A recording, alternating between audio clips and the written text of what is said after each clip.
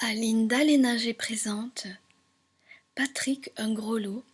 Alors Patrick Groslo est un ancien marin et plus précisément un ancien marin aviso, escorteur du commandant Embourdé.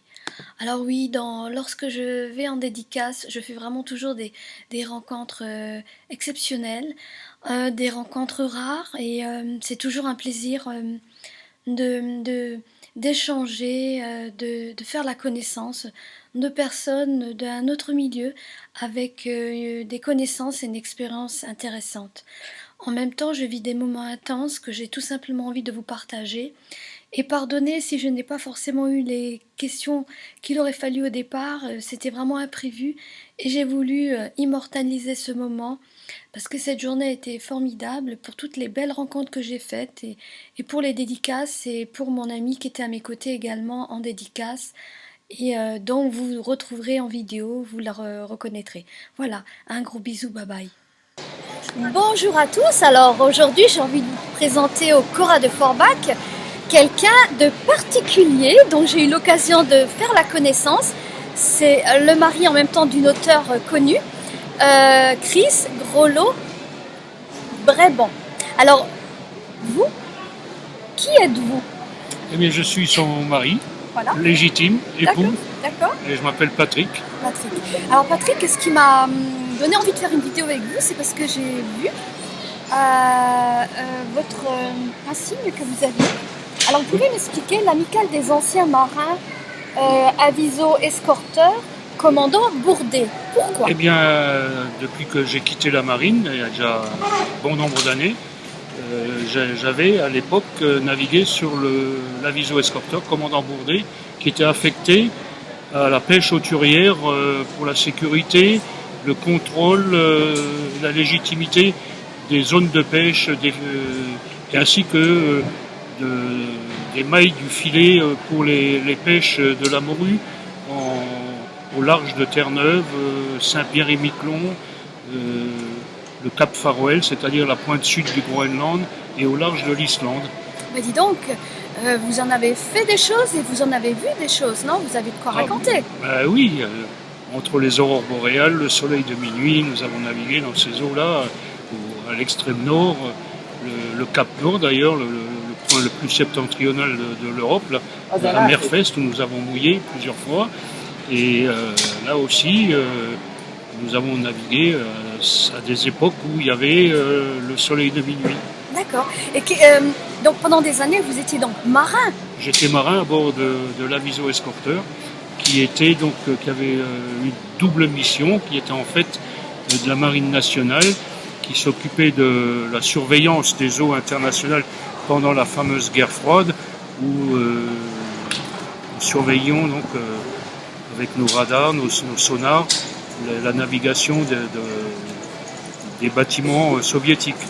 Et donc en plus de cela, nous avions une mission civile qui consistait à l'assistance des 27 navires de pêche civils qui pêchaient donc le cabillaud, parce que c'était en fait le poisson, c'était le cabillaud qui était transformé ensuite en morue en le salant dans les cales.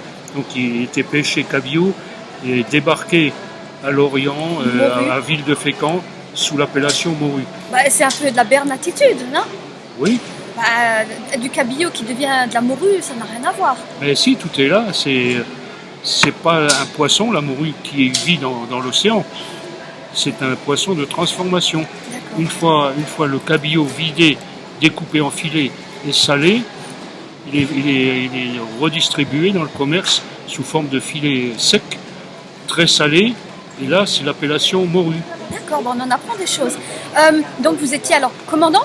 Non, j'étais à bord, j'étais secrétaire du bureau machine à bord du commandant Bourdet. Parce que c'est un bâtiment où on était quand même 160. Donc chacun avait un rôle à bord, il y avait les mécaniciens, les électriciens, les officiers, donc officiers des pêches, commissaires, etc. pour légitimiser notre action de surveillance de la pêche hauturière et la protection de nos bâtiments de pêche en eau internationale. Mais on voit le passionné, hein, parce que là, vous nous détaillez de ces choses, vous avez vraiment le parler, de la connaissance en tous les sens du Ah ouais, terme. j'ai Hein. fait ça pendant plusieurs années quand même. D'accord. Et nous faisions la livraison du courrier aussi, la navette entre les bancs de pêche où on livrait le courrier qu'on allait chercher à Saint-Pierre-et-Miquelon ou à Saint-Jean-de-Terre-Neuve et on le redistribuait en transférant les sacs de courrier avec un canot pneumatique équipé d'un moteur hors bord. Et qu'est-ce qui vous a amené à modifier ensuite votre trajectoire et de devenir chimiste, comme vous m'avez expliqué, vous étiez chimiste Eh bien, également. oui, après ça, je suis revenu à la vie civile. Pourquoi? Ouais, parce que je me disais qu'il fallait que je me casse quelque part, et puis si j'étais resté dans la marine, peut-être que je n'aurais pas rencontré mon épouse. Et puis Ah voilà. ben voilà. Mais qui est votre épouse? Alors allez, il faut que je voie ta bouille. Présente-toi vite fait. Mais qui est votre épouse? Bonjour, c'est moi. Voilà. Chris Grelot-Brabant qui est à mes côtés en dédicace au Cora de Forbach. Ben voilà. Ouais, d'accord. Donc il a fallu finalement. Bon, les marins sont des solitaires et des vieux garçons alors en général. Hein. Souvent, oui. Oh, ce sont des hommes tristes en général. Non, Non, parce qu'on s'amuse bien. Il y a les escales. Hein. d'accord. Ah bah oui, on faisait pas que de la navigation en haute mer. Hein. D'accord. On était souvent en escale. Hein. Nous avons mouillé à Québec, à Montréal, Rimouski, Chicoutimi, Halifax. Nous sommes D'accord. descendus jusque dans les Caraïbes. Oh, d'accord. Bah oui. Et à Port d'accord. Hamilton, par exemple, aux Bermudes. D'accord. Puis là, vous avez décidé un jour, bah voilà, maintenant je vais revenir à la terre, je vais m'installer, je vais m'ancrer. Voilà, donc je suis revenu et puis Vous avez fait la j'ai connaissance. trouvé un emploi à CDF Chimie Ouais, et puis j'ai fait toute ma carrière là, dans cette entreprise à Carlin, à Carlin, et vous étiez donc chimiste en fin de compte. au laboratoire, oui, en laboratoire de contrôle du polystyrène, de la fabrication du polystyrène. D'accord. Bah dis donc, c'était un beau parcours de vie présenté version vidéo. C'était imprévu, mine de rien, et bah, c'est une belle présentation. Un grand merci Il n'y a pas de quoi. pour cette belle présentation. Et puis c'est vrai que c'est passionnant. J'aurais pu poursuivre la vidéo, la prolonger, mais je suis à court. Je ne sais même pas quoi vous poser comme question. Il faut vraiment qu'en privé qu'on en discute encore parce que c'est vraiment passionnant, c'est intéressant. Ben voilà, un grand merci et mes salutations et mes amitiés en même temps au musée maritime de Nouvelle-Calédonie et au docteur Yann Nouveau qui est également dans le domaine de la marine. Voilà.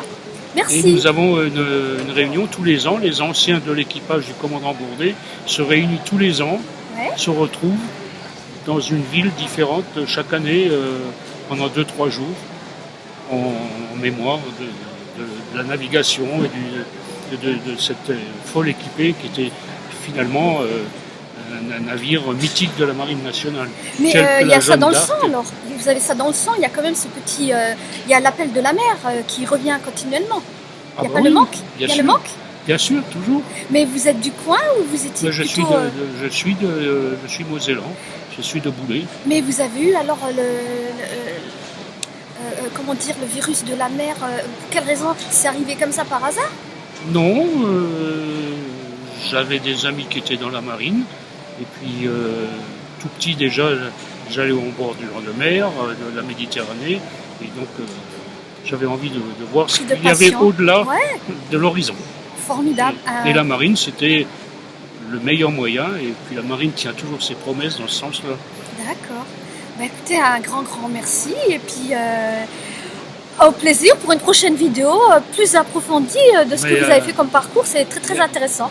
Sans problème, je vous remercie bien. Merci.